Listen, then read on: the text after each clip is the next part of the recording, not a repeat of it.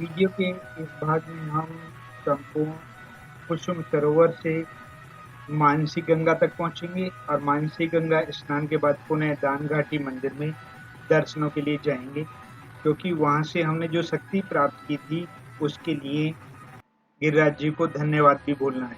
इसलिए हमें वहां जाकर के एक बार अपनी हाजिरी अवश्य लगानी चाहिए और हमारी तभी परिक्रमा पूरी मानी जाती है, क्योंकि हमने जो परिक्रमा प्रारंभ की थी वो दानघाटी मंदिर से ही प्रारंभ की थी और वहीं जाकर के हमें वो समाप्त करनी चाहिए। नहीं तो मानसी गंगा से लेकर दानघाटी तक का जो क्षेत्र होता है वो छूट जाता है। चलिए अब आगे बढ़ते हैं हम अपनी यात्रा पर, जो हमें मानसी गंगा की तरफ लेकर चलती है। हमें गिरिराज जी की परिक्रमा में दंडवत करते हुए बहुत से यात्री मिल जाएंगे, लेकिन ये एक हठी साधु हैं जो अपने 108 दंडवतों के लिए प्रसिद्ध हैं। ये 108 दंडवत पूरा करने के उपरांत ही एक कदम आगे बढ़ते हैं और ये इनके लिए चल घर हैं, जो इनके अपने सामान के लिए जो जरूरत होती है उसकी व्यवस्था है। इसमें पहिए लगे हैं और इन्हें धकेल कर कहीं भी ले जाया जा सकता है।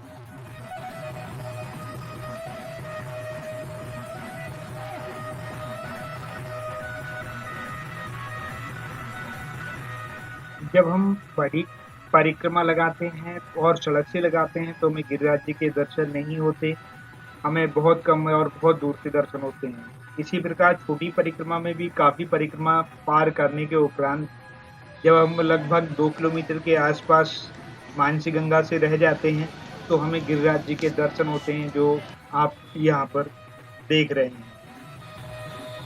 चलिए हम धीरे धीरे अपने पड़ाव की तरफ चलते हैं और हमारा जो पड़ाव है वो है अब मानसी गंगा का। हम मानसी गंगा में स्नान करने के उपरांत दानघाटी तक भी जाएंगे, जैसा कि हम आपको पहले बता चुके हैं।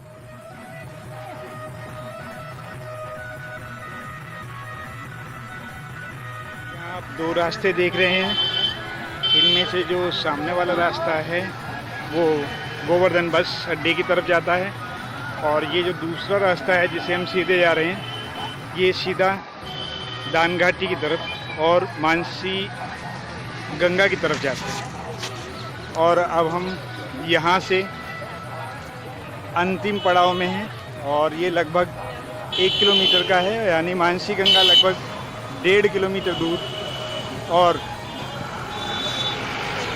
मानसी गंगा लगभग 1 किलोमीटर दूर है यहाँ से।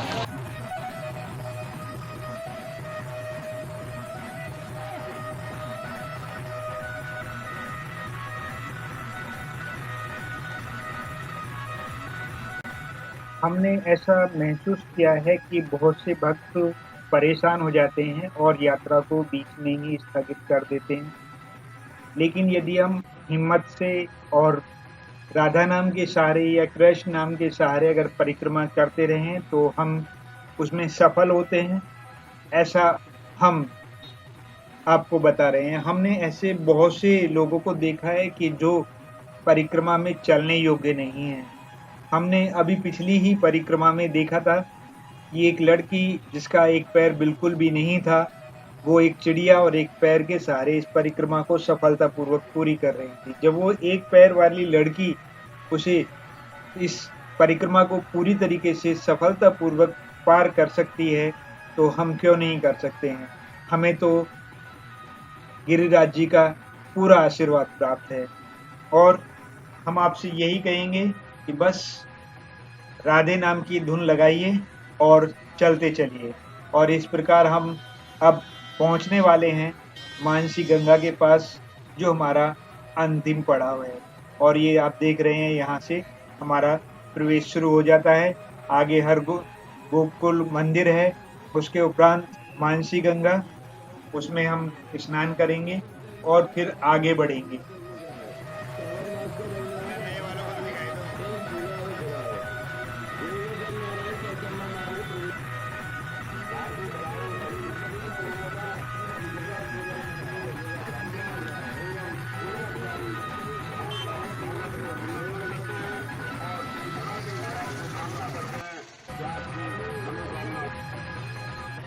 जितने हम मानसी गंगा पहुँचे, इतने हम मानसी गंगा के बारे में जानकारी आपको दे देते हैं। गोवर्धन के एक कुंड का नाम मानसी गंगा है। ये गोवर्धन का एक प्रसिद्ध स्थान है। मानसी गंगा गोवर्धन में स्थित है। ऐसी मान्यता है कि इसका निर्माण भगवान श्री कृष्ण ने किया था और इसके निर्माण के बारे में एक कथा प्रचलित है कि एक बार सभी ब्रजवासी गंगा स्नान के लिए गंगा धाम जाने लगे। जब संध्या के समय वे गोवर्धन पहुंचे तो उन्होंने वहीं पर रात्रि व्यतीत करने की सोची। रात्रि व्यतीत करने हेतु एक मनोरम स्थान सुनिश्चित किया गया। इसी समय भगवान श्री कृष्ण के मन में विचार आया कि ब्रज तो सभी तीर्थों का तीर्थ है, यहाँ सभी तीर्थों का वास है, परंतु ब्रजवासी गण इसकी महिमा से अनभिज्ञ हैं। यदि मेरे माता पिता होकर उन्हें स्नान के लिए और कहीं जाना पड़ेगा तो कालांतर में मुझ में कौन विश्वास करेगा।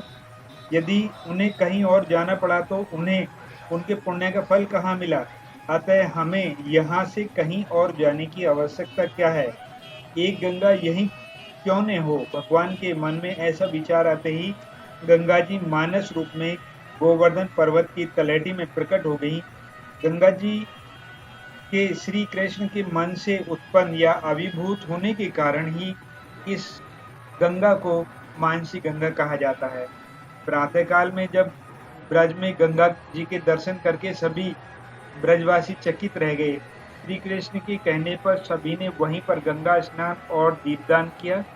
कार्तिक मास की अमावस्या तिथि में दीपावली के दिन श्री गंगा जी यहाँ प्रकट हुई थी। इस दिन दीपावली होने के कारण रात्रि में सबने दीपों का दान किया। तभी से आज तक इस तिथि को स्मरण करते हुए हजारों भक्तगण आज भी दीपावली के दिन यहाँ स्नान, पूजा व अर्चना के उपरांत दीपदान करते हैं। इस प्रकार दीपावली पर यहाँ असंख्य दीपों का दान करके रोशनी की जाती है। ऐसी मान्यता है कि मानसी गंगा में स्नान का महत्व गंगा स्नान जितना ही है। अतः मानसी गंगा में स्नान करने से गंगा में स्नान करने के समान ही पुण्य प्राप्त होता है।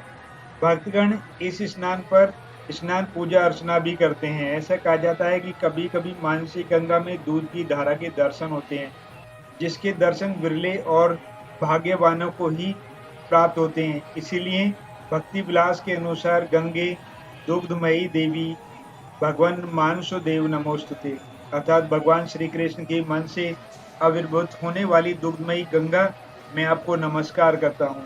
मानसी गंगा के बारे में एक और मान्यता है कि यहाँ भगवान अपनी प्रिय श्री राधा जी तथा उनकी सखियों के साथ नौका विहार करते थे। श्री रघुनाथ दास जी गोस्वामी पाद ने इस मानसी गंगा में श्री राधा कृष्ण के नौका विलास के दर्शन किए थे। कहा जाता है कि मानसी गंगा में एक बार स्नान से हजारों अश्वमेध यज्ञों तथा सैकड़ों राजसी यज्ञ करने का फल प्राप्त होता है। मानसी गंगा बहुत ही सुंदर घाट है। मानसी गंगा के चारों ओर के घाटों के निर्माण का श्रेय जयपुर के राजा मानसिंह के पिता राजा श्री भगवान दास को जाता है। इस प्रकार हम कह सकते हैं कि इन घाटों का निर्माण राजा भगवान दास द्वारा 1637 में कराया गया था। इन घाटों की साज सज्जा का श्रेय श्री भगवान दास के पुत्र राजा मानसिंह को जाता है। उन्होंने ही मानसी गंगा के पवित्र जल तक पहुंचने के लिए सीढ़ियों का निर्माण किया था। मानसी गंगा के किनारे पर मुखारविंद गिरिराज जी का मुख नामक मंदिर स्थित है, जो गिरिराज जी के मुख के रूप में है। यहाँ गिरिराज जी का दुग्ध अभिषेक किया जाता है और उन्हें भोग लगाया जाता है। मानसी गंगा के पास ही लाल बलुए पत्थर से निर्मित हरिदेव मंदिर भी स्थित है। भरतपुर के कारीगरों द्वारा इस पर की गई मनमोहक नक्काशी इस मंदिर पर देखते ही बनती है। राधे राधे राधे राधे राधे।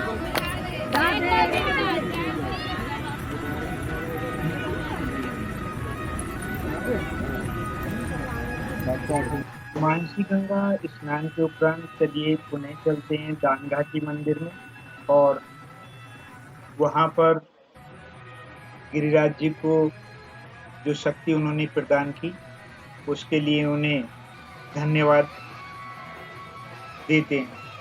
चलिए हम हाथ जोड़कर उनसे प्रार्थना करते हैं कि वो हर बार हमें इसी प्रकार परिक्रमा के लिए बुलाएं और हम आते रहें और आपका आशीर्वाद प्राप्त करते रहें और उसी आशीर्वाद से हम हर बार सफलतापूर्वक इस परिक्रमा को पूरी करते बाके बिहारी लाल की जय। हमें विश्वास है कि आपको हमारा ये प्रयास बहुत पसंद आएगा और आप हमारी वीडियोस दूसरों को शेयर करना नहीं भूलेंगे। आपने हमारी वीडियोस को देखा उसके लिए आपका बहुत-बहुत धन्यवाद। If you like our efforts, subscribe and like these videos. Thanks for watching our videos. Radhe Radhe.